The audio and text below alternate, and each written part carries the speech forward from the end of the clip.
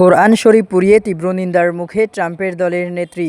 যুক্তরাষ্ট্রের টেক্সাস অঙ্গরাজ্যের ৩১তম Congressional Republican প্রার্থী ভ্যালেন্টিনা গোমেজ শুধুমাত্র প্রচারণার জন্য মুসলমানদের জন্য ধর্মের পবিত্র ধর্মগ্রন্থ কোরআনে প্রকাশ্যে আগুন ধরিয়ে সেই ভিডিও সামাজিক যোগাযোগ মাধ্যমে ছড়িয়ে দিয়েছে।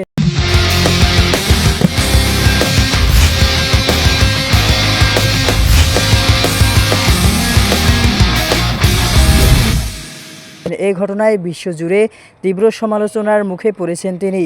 এটি মার্কিন রাজনীতিতে বিতর্কের সমালোচনার ঝড় তুলেছে। কলম্বিয়ায় জন্ম নেওয়া এই কট্টর ডানপন্থী প্রার্থী নির্বাচনী প্রচারণার শুরুতেই কোরআনে আগুন ধরান।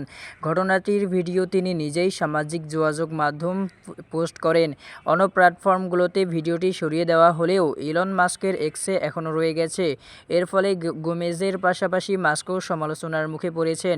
ভিডিওতে গোমেজ শুধু কোরআন পোড়ান নেই, বরং ইসলাম ধর্মকে টেক্সাস থেকে নির্মূল করার শপথ নেন। তিনি আমেরিকাকে খ্রিস্টান রাষ্ট্র হিসেবে দাবি করেন ও মুসলিমদের সন্ত্রাসী আখ্যা দিয়ে যুক্তরাষ্ট্র থেকে বহিষ্কারের ডাক দেন। এমনকি তিনি বলেন, সত্যিকারের সৃষ্টিকর্তা কেবল একজন, তিনি ইসরায়েলের সৃষ্টিকর্তা। মার্কিন সমাজে মুসলমানরা সংখ্যালঘু হলেও ক্রমবর্ধমান একটি শক্তি, অথচ ইসরায়েলের গাজায় গণহত্যার পর থেকে যুক্তরাষ্ট্রে অমুসলিম ও আরব জনগোষ্ঠীর ওপর বৈষম্য ও হামলা নতুন মাত্রা পেয়েছে। গোমেজ সেই পরিস্থিতিকে আরও উস্কে দিচ্ছেন বলে অভিযোগ উঠেছে। সামাজিক যোগাযোগ মাধ্যমে ব্যাপক ক্ষোভ ছড়িয়েছে।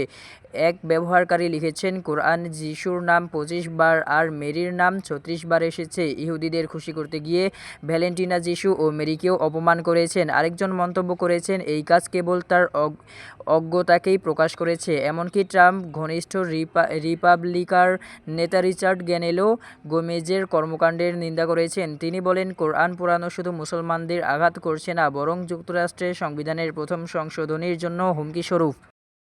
ভ্যালেন্টিনা গোমেজ অতীতে অমুসলিম, কৃষ্ণাঙ্গ ও অভিবাসীদের বিরুদ্ধে বিদ্বেষমূলক মন্তব্য করে আলোচনায় আসার চেষ্টা করেছেন।